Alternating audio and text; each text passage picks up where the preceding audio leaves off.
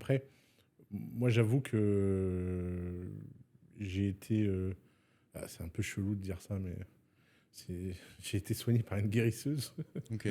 Euh, C'est pas chelou, moi, donc, tu me choques pas. non, mais j'avais des plaques d'eczéma et tout. Ma mère en a eu marre, on a vu tous les médecins du monde. Puis à 8 ans, elle m'a dit, écoute, on va arrêter les conneries, on va aller voir une sorcière. Je sais pas trop ce qu'elle m'a fait, j'ai un souvenir assez vague de tout ça. Mais la seule chose que je sais, c'est que j'ai plus de plaques d'eczéma de ma vie et j'ai plus de mauvaises nuits et je dors comme un bébé depuis. Et c'est vrai que j'ai plus trop de souvenirs là-dessus. Et par contre, ça m'a donné un rapport à la vie extrêmement léger, quoi, par contre.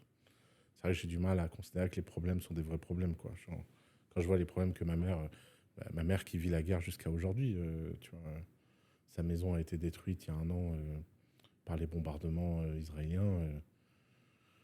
C'est complètement fou de te dire le matin t'as une maison, le soir t'as plus de maison. On vient d'un village qui s'appelle Mess El Jabel. Ça veut dire littéralement en arabe les gens de la montagne. La montagne est devenue une plaine. Hmm. Tu vois, moi j'avais envie de faire la blague, il va falloir changer de nom de village, j'ai pas osé encore. On va attendre.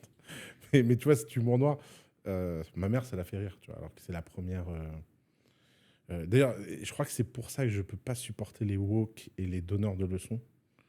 Moi, s'il y a vraiment une population qui me ressort par les yeux, c'est les gens qui prennent parti pour des conflits sur lesquels ils n'ont aucun skin in the game. Hmm. Aucun skin in the game. Ils sont là à donner des leçons sur qui est les gentils, qui est les méchants, mais ils ne savent rien. Ils savent pas ce que c'est de se prendre une bombe sur la gueule, ils savent pas ce que c'est de perdre sa famille, ils savent pas ce que c'est d'avoir des gens morts dans leur famille, d'avoir des gens exécutés. Et ils viennent te parler comme si t'étais... Alors que quand tu vis ces trucs-là, etc., enfin, soit, de toute façon, il n'y a que deux choix. Soit tu sombres dans la haine de l'ennemi, parce que tu qualifies l'ennemi et donc ça devient ton obsession.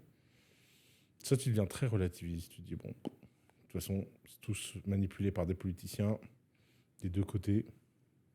Il n'y a quand même pas beaucoup de gagnants, il y a beaucoup de perdants. Et tu vois, la région Moyen-Orient est une grande région de perdants, quoi, en fait.